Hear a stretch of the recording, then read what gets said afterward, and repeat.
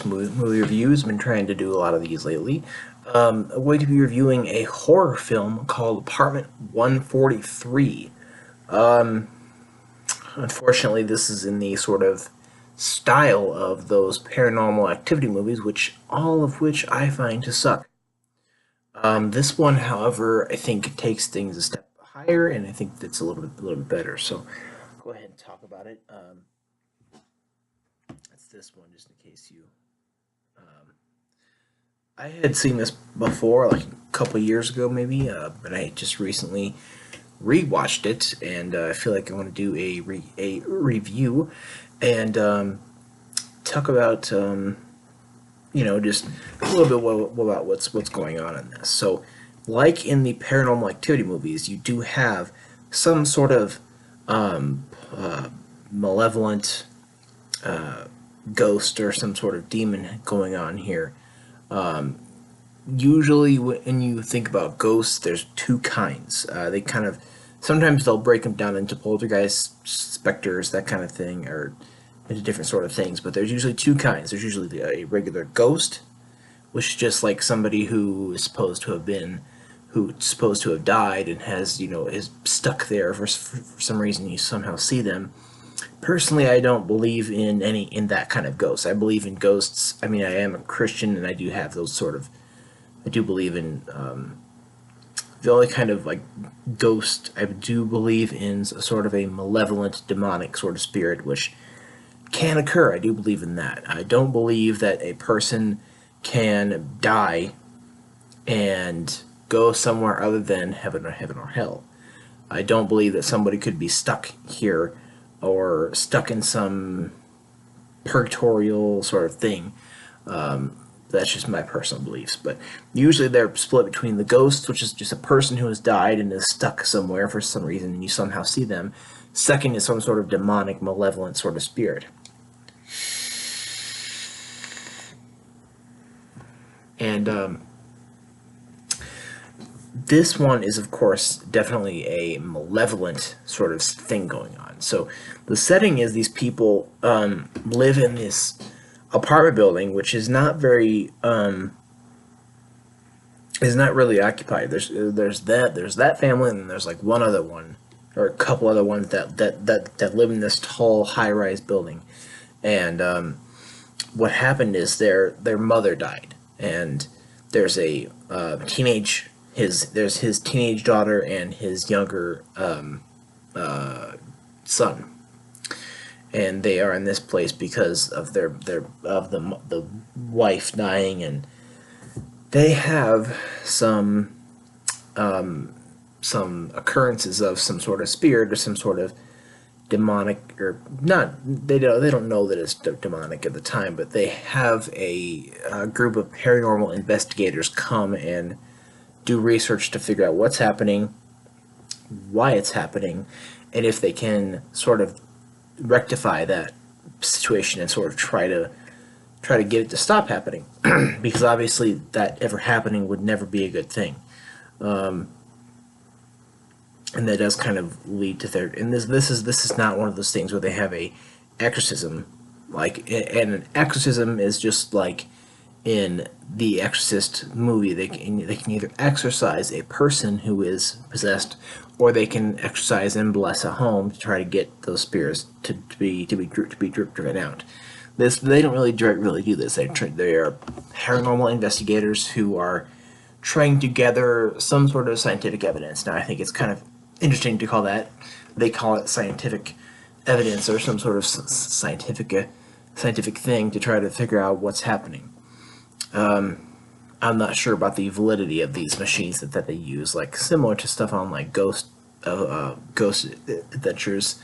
I'm not sure about the scientific validity of those things. I'm not sure as to whether if someone uses these things and they do find some results. I'm not sure if you can soundly or validly deduce that there is some sort of spirit there. I'm not sure about that. But what's happening here is there's this they are hearing things upstairs, and there's really no one upstairs, and they are experiencing some things, and I think I think it's a pretty good movie, but and they're trying to figure out because they also are saying that the the spirit can latch onto somebody, whether for whatever reason of stress or the fact that they're a teenager who is having a lot of hormonal influxes or whatever, and the younger teenager does happen to be the one of the channels of this demon, and they're trying to figure out as to whether the death of the wife and mother has anything to do with this. Now, the father, you know, he seems to be kind of like a somebody who's sort of you know, he's deep in shit, I guess, because he's dealing with his daughter who doesn't want to fucking talk to him, blames him for the death and their divorce, or they were going to be divorced, but the daughter blames him for everything and won't do what he says and stuff like that.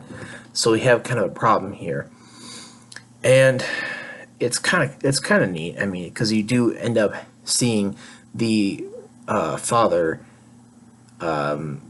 talk about what's happening. You do see him kind of talk about who this woman was who died. You do see him talk about that, and I won't really spoil any details, but it's just needless to say that when prior to that he was saying he was, you know, giving her a good, you know, a good impression. He was kind of talking about her in a good way, which was not necessarily true, when in fact she had some bad things about her. And I don't want to spoil anything, but I think it just really is. It's like those Paranormal Activity movies, but it's not. It's filmed by the paranormal investigators in this movie, and it's not filmed by these amateur people who are having shit happening in their house. But I think it's definitely that this is like those movies. However, it's better. You actually, and I think the reason it's better isn't necessarily because of the story, but it's because of what you're seeing. What you see kind of scare you, definitely. I mean, I'm kind of like, you know, like when I'm watching this movie, there are moments when, and I watch a lot of horror films. I love them, but I pick and choose what I watch because some of them are fucking shit and they're fucking cheesy. But this one had me going like this at times, so I don't want to, you know, talk about exactly what happens in the end, because what happens in the end, because you do find out that the daughter is a channel for them and the demons do, you know, do present themselves through her. This is on Netflix right now. If you look in the horror section on Netflix, you will definitely find it, and it's quite good. So as for the plot, the plot is something that has been done before, not necessarily with the wife having died or anything like that, but it has essentially been done before in that. And this was made in 2011, so this is probably, this was, you know, 6 years ago. So back then it was probably not cliche, but back then it probably hadn't been done before. Because I don't think that maybe one of the Paranormal Activity movies are out, so they're probably trying to cash in on that trend. Even though all the Paranormal Activity movies are shit, except for one, and I can't remember what it's called. There's one of them that's kind of good. God, is it Young Ones or Marked Ones? Marked Ones. The Marked Ones, I did like that one, but all the other ones are shit. Sorry to slam that whole series. Anyway, as for the plot has been done before, so there's that. So I'm gonna go ahead and give that a 5 out of, or probably 6 out of 10. As for the actors, the father is a pretty good. He seems authentically disturbed by what's happening. The Acting is definitely, I would say, a 7. Pretty good acting, and what you're seeing, the visuals, what that like I said, the visuals made me like go wide eyed at it, and it's pretty cool. Of what you're seeing of the daughter, and when they're doing they do this thing where they like do like a strobe light across the room, and it goes, and you see something. The visuals are definitely a 9. Very cool. So I'm gonna go ahead and give this movie a 8 out of 10. It's really good. I think it is definitely worth watching if you are a horror film fanatic. Definitely a good step up from those paranormal activity shitty movies. And thank you for watching. Let me know what you think about Apartment 143. And thanks.